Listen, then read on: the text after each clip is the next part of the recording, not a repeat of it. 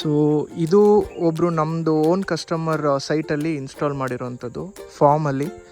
Solar pump set ಹೇಗೆ work ಆಗ್ತಿದೆ ಅನ್ನೋದ್ರದ್ದು ಮೇಲೆ ಒಂದು ಸ್ಟ್ರಕ್ಚರ್ ನಾವು ಮಾಡಿದ್ವಿ. ಓನ್ ನಮ್ಮದು ಮ್ಯಾನುಫ್ಯಾಕ್ಚರಿಂಗ್ ಯೂನಿಟಲ್ಲೇ ಮ್ಯಾನುಫ್ಯಾಕ್ಚರ್ ಮಾಡಿರುವಂಥ structure, pre GI structure.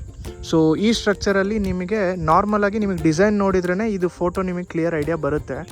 But ಕ್ಲಿಯರಾಗಿ ನಿಮಗೆ ಸ್ಟೆಪ್ ವೈಸ್ ಬೇಕು ಅನ್ನೋದು ಒಂದು ರೀಸನಿಗೋಸ್ಕರ ಈ ವಿಡಿಯೋ ನಿಮಗೆ ಹೆಲ್ಪ್ ಆಗೋದಕ್ಕೆ ಮಾಡ್ತಾ ಇರುವಂಥದ್ದು.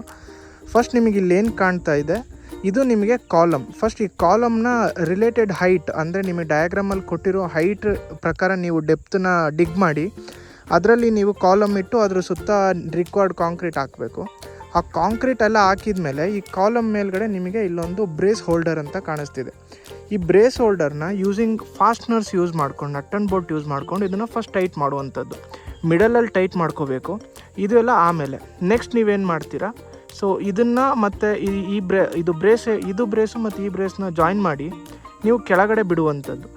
ನೆಕ್ಸ್ಟ್ ನಿಮಗೆ ಇದು ರ್ಯಾಫ್ಟರ್ ಏನು ಕಾಣಿಸ್ತಿದೆ, ಈ ರ್ಯಾಫ್ಟರ್ ಎಂಟೈರ್ನ ನೀವು ಇಲ್ಲಿ ಈ ನಟ್ಟಿಗೆ ಟೈಟ್ ಮಾಡಿಕೊಂಡು ಆ್ಯಂಗಲ್ ಅಡ್ಜಸ್ಟ್ ಮಾಡಿಕೊಂಡು ಇದನ್ನು ನೀವು ಬ್ರೇಸ್ನ ಲಿಫ್ಟ್ ಮಾಡ್ಕೋತೀರ.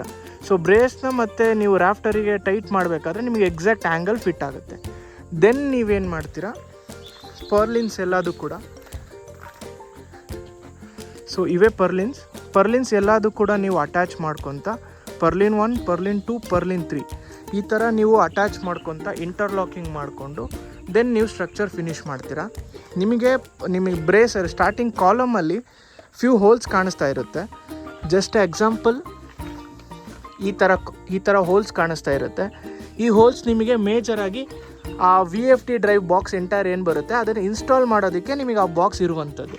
ಸೊ ಆ ಹೋಲ್ಸ್ನ ಕರೆಕ್ಟಾಗಿ ನೀವು ಯೂಸ್ ಮಾಡಿಕೊಂಡು ಆ ಮಾಡ್ಯೂಲ್ಸ್ ಕೆಳಗಡೆನೇ ನಿಮಗೆ ವಾಟರ್ ಏನು ಬೀಳ್ದಿರೋ ಥರ ನೀವು VFD ಡ್ರೈವ್ ಬಾಕ್ಸ್ನ ಕವರ್ ಮಾಡೋಕ್ಕೆ ಯೂಸ್ ಮಾಡ್ಕೋಬೋದು. ಸೊ ಇದು ನಮ್ಮ structure entire details, installation details ಸ್ವಲ್ಪ ಕ್ಲಿಯರ್ ಆಗಿದೆ ಅನ್ಕೋತಿದ್ದೀನಿ. ಒನ್ಸ್ ನೀವು ವಿಡಿಯೋ ಕ್ಲೀನಾಗಿ ಸ್ಲೋ ಮೋಷನಲ್ಲಿ ನೋಡಿಕೊಂಡ್ರೆ ನಿಮಗೆ ಕ್ಲಿಯರ್ ಐಡಿಯಾ ಬರುತ್ತೆ ಯಾವ ಥರ ನಾವು ಮಾಡ್ಯೂಲ್ಸ್ನ MMSನ ಇನ್ಸ್ಟಾಲ್ ಮಾಡ್ಬೋದು ಅಂತ. ಈಸಿ ಟು ಇನ್ಸ್ಟಾಲ್ ಮೆಥಡ್ ಇದು.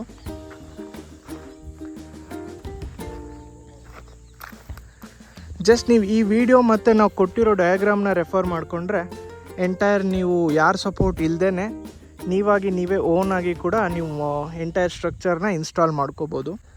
ಇದೆಲ್ಲದೂ ಕೂಡ ಸೀರೀಸಲ್ಲಿ ಕನೆಕ್ಟ್ ಆಗಿದೆ. ಇಲ್ಲಿ ಎಂಟೈರ್ ನಿಮಗೆ 10 ಮಾಡ್ಯೂಲ್ಸ್ ಇರೋದೆ, 550 ಮೋನೋಫಿಷಿಯಲ್. ಸೊ ಎಕ್ಸ್ಟ್ರಾ ಇಲ್ಲೇನಕ್ಕೆ ನಾವು ಬಿಟ್ಟಿದ್ದೀವಿ ಜಾಗ ಅಂದರೆ, ಫಾರ್ ಎಕ್ಸಾಂಪಲ್ ನಮಗೆ ಈಗ ಇರೋದು 7.5 HP ಮೋಟರ್.